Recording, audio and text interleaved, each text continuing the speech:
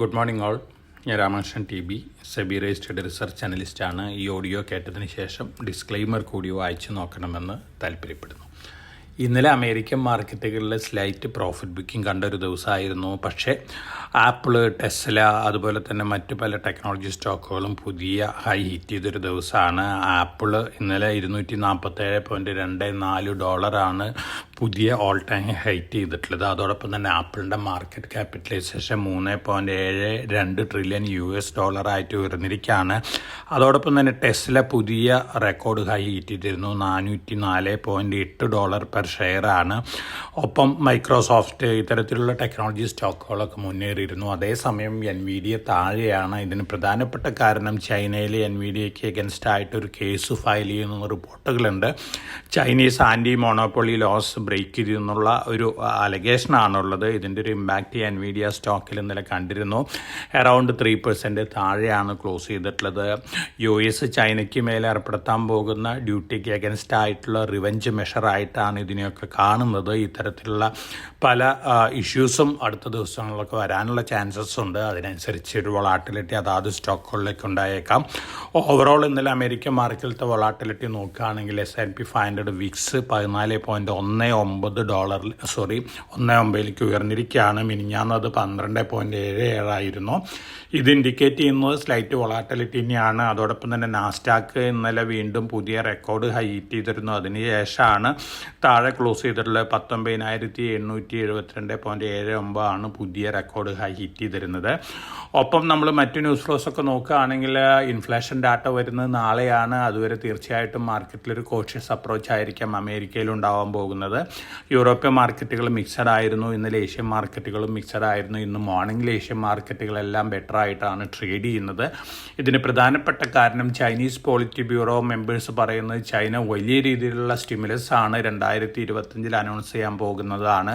അതുകൊണ്ട് തന്നെ ഇന്നലെ ചൈനീസ് സ്റ്റോക്കുകൾ അമേരിക്കയിൽ ലിസ്റ്റ് ചെയ്തിട്ടുള്ള എല്ലാ ചൈനീസ് ADRകളും അറൗണ്ട് 10% മുന്നേറിയിട്ടുള്ളത്. അതിൻ്റെ ഒരു ഇമ്പാക്റ്റ് ഇന്ന് ചൈനീസ് മാർക്കറ്റുകളിലുണ്ട്. തീർച്ചയായിട്ടും ഇത് പൊതുവെ മെറ്റൽ സെക്ടറിനും പോസിറ്റീവാണ്.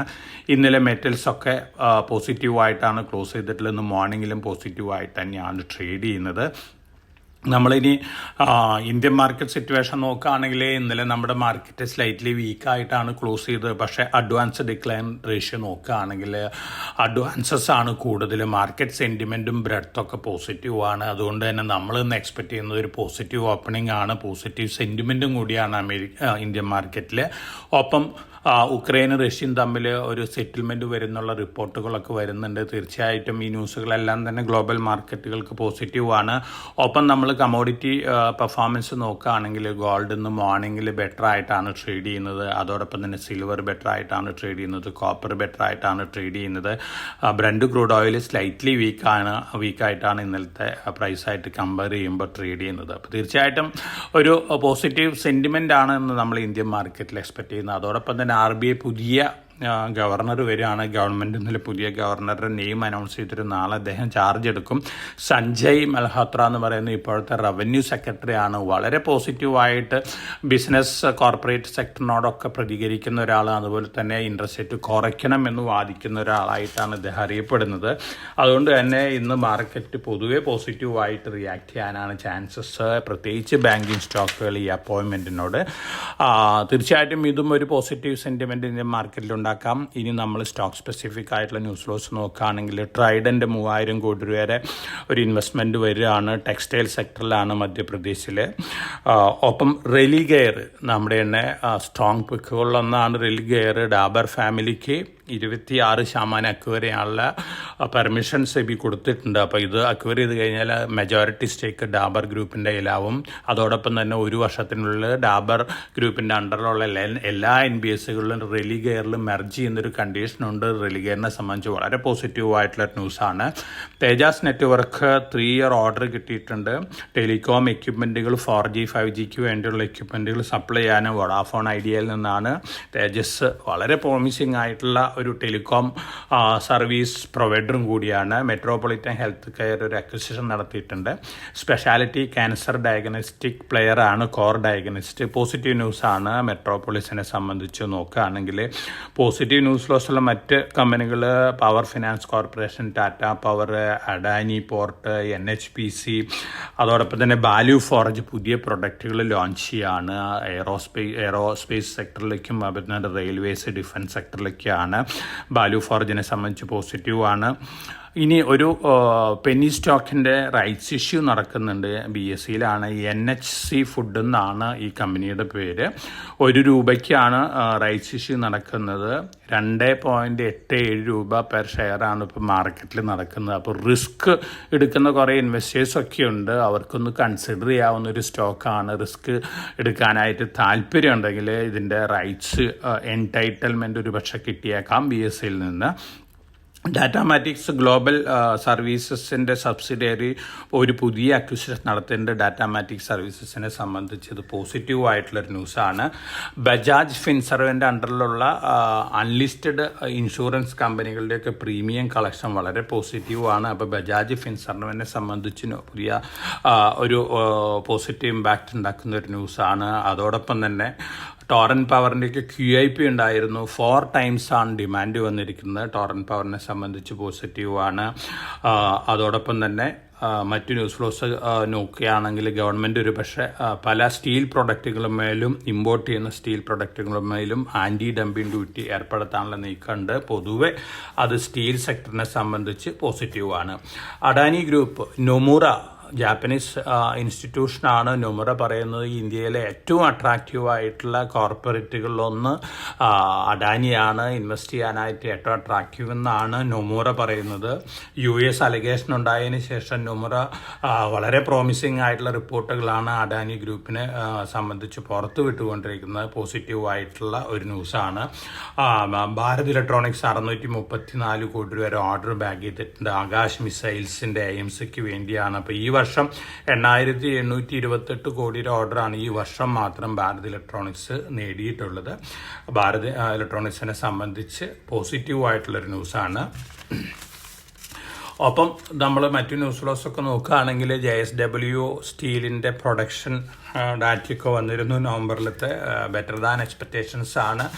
പൊതുവേ സ്റ്റീൽ കമ്പനികളുടെ പ്രൊഡക്ഷൻ ഡാറ്റയൊക്കെ വരുന്നത് ബെറ്റർ ദാൻ എക്സ്പെക്റ്റേഷൻസ് ആണ്. അതുകൊണ്ട് തന്നെ പൊതുവേ ഒരു പോസിറ്റീവ് സെൻറ്റിമെൻറ്റ് സ്റ്റീലിലും മറ്റ് മെറ്റൽ സെക്ടറിലൊക്കെ കണ്ടേക്കാം. അതോടൊപ്പം തന്നെ നാളെ ആരംഭിക്കുന്ന ചൈനീസ് ഗവൺമെൻറ് 2 ദിവസത്തെ മീറ്റിങ്ങിന് ശേഷം വലിയ സ്റ്റിമുലസ് പ്ലാനുകൾ അനൗൺസ് ചെയ്ത് കഴിഞ്ഞാൽ മെറ്റൽസ് വീണ്ടും നല്ല രീതിയിൽ മുന്നേറാനുള്ള സാധ്യതകളാണ്. പ്രത്യേകിച്ച് കോപ്പർ, അതുപോലെ അലുമിനിയം, സിങ്ക്, അയൺ ഓർ സ്റ്റീലൊക്കെ നല്ല രീതിയിൽ മുന്നേറാനുള്ള ചാൻസസ് ഉണ്ട്. അപ്പോൾ ഇത്തരത്തിലുള്ള ന്യൂസ് ഫ്ലോസ് വാച്ച് ചെയ്തുകൊണ്ട് അത്തരത്തിലുള്ള ഡിസിഷൻ എടുക്കുന്നതായിരിക്കും, ഇൻവെസ്റ്റ്മെൻറ്റ് ഡിസിഷൻ എടുക്കുന്നതായിരിക്കും.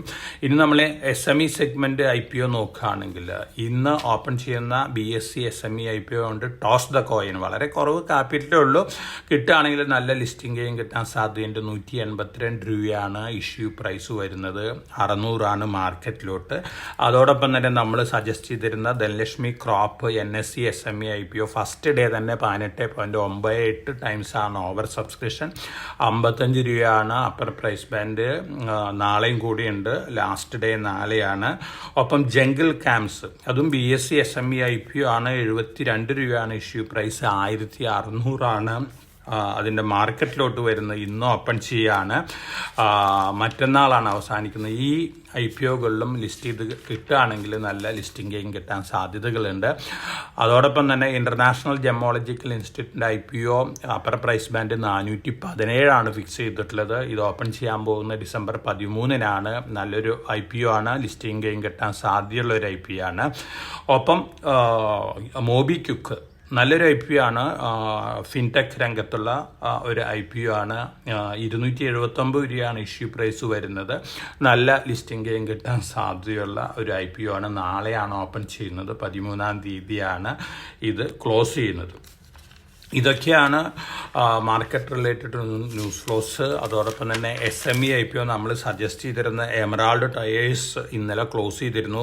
530.59 ടൈംസ് ആണ് ഓവർ സബ്സ്ക്രിപ്ഷൻ വന്നിരിക്കുന്നത്. അറൗണ്ട് 100% ലിസ്റ്റിംഗ് ഗെയിൻ കിട്ടാൻ സാധ്യതയുള്ള ഒരു NSE SME IPO ആണ് എമറാൾഡ് ടയേഴ്സ്. ഇതൊക്കെയാണ് മാർക്കറ്റ് ന്യൂസുകൾ. പൊതുവേ നമ്മുടെ മാർക്കറ്റ് സെൻറ്റിമെൻറ്റ് നോക്കുകയാണെങ്കിൽ ഇന്നലെ ഇൻഡെക്സ് മാത്രമേ താഴെയുള്ളൂ, സെൻറ്റിമെൻറ്റ് പോസിറ്റീവാണ്. അതുപോലെ തന്നെ മാർക്കറ്റ് അഡ്വാൻസ് ഡിക്ലൈൻ റേഷ്യോ നോക്കുകയാണെങ്കിൽ പോസിറ്റീവാണ്. ഇന്ന് നമ്മളൊരു പോസിറ്റീവ് സെൻറ്റിമെൻറ്റ് തന്നെയാണ് മാർക്കറ്റിൽ എക്സ്പെക്ട് ചെയ്യുന്നത്. ഈ മന്ത് എൻഡോട് കൂടിയിട്ട് നിഫ്റ്റി 25,000 ക്രോസ് ചെയ്യും എന്നുള്ള എക്സ്പെക്റ്റേഷൻ തന്നെയാണ് എനിക്കുള്ളത്. അതുകൊണ്ട് തന്നെ ഓരോ ഡിപ്പിലും ഫണ്ടമെൻ്റലി സ്ട്രോങ് ആയിട്ടുള്ള സ്റ്റോക്കുകൾ, Q2 റിസൾട്ടുകൾ, നല്ല റിസൾട്ടുകൾ കാഴ്ചവെച്ചുള്ള സ്റ്റോക്കുകൾ, അതോടൊപ്പം തന്നെ അടുത്ത ആഴ്ചയിൽ അഡ്വാൻസ് ടാക്സ് ഫിഗേഴ്സ് പുറത്തു വരും, 3ാമത്തെ ഇൻസ്റ്റാൾമെൻറ്റ്. അത് കഴിയുമ്പോൾ തീർച്ചയായിട്ടും നമുക്കൊരു ഇൻഡിക്കേഷൻ കിട്ടും ഏതെല്ലാം കോർപ്പറേറ്റുകളാണ് ഔട്ട് പെർഫോം ചെയ്യാൻ പോകുന്നുള്ള കാര്യങ്ങളൊക്കെ. അപ്പോൾ ഇത്തരത്തിലുള്ള ഡാറ്റകളൊക്കെ വാച്ച് ചെയ്തുകൊണ്ട് വളരെ കോഷ്യസ് ആയിട്ട് മാർക്കറ്റിൽ മൂവ് ചെയ്യുക. ലോങ് ടൈം ട്രെൻഡ് ഇന്ത്യൻ മാർക്കറ്റിനെ സംബന്ധിച്ച് വളരെ പോസിറ്റീവ് തന്നെയാണ്. നമ്മുടെ മാർക്കറ്റ് വീണ്ടും 2025 ഗോൾഡ്മാൻ സാക്സും അതുപോലെ തന്നെ ബാങ്ക് ഓഫ് അമേരിക്കയൊക്കെ പറയുന്ന പോലെ 26,500 27,000 ലെവലിലേക്കൊക്കെ നിഫ്റ്റി ഉയരാനുള്ള സാധ്യതകളാണ് കൂടുതൽ കാണുന്നത്. തീർച്ചയായിട്ടും അത്തരത്തിലുള്ള സെൻറ്റിമെൻറ്റും ഒരു മൈൻഡ് സെറ്റും വെച്ച് നമ്മുടെ മാർക്കറ്റിൽ ആക്ട് ചെയ്യുന്നതായിരിക്കും നല്ലത്. എല്ലാവർക്കും നല്ലൊരു ട്രേഡിൻ്റെ ആശംസിച്ചുകൊണ്ട് ഞാൻ ഇന്നത്തെ പ്രീ മാർക്കറ്റ് കമൻട്രിയോട് അവസാനിപ്പിക്കുകയാണ്. Thank you.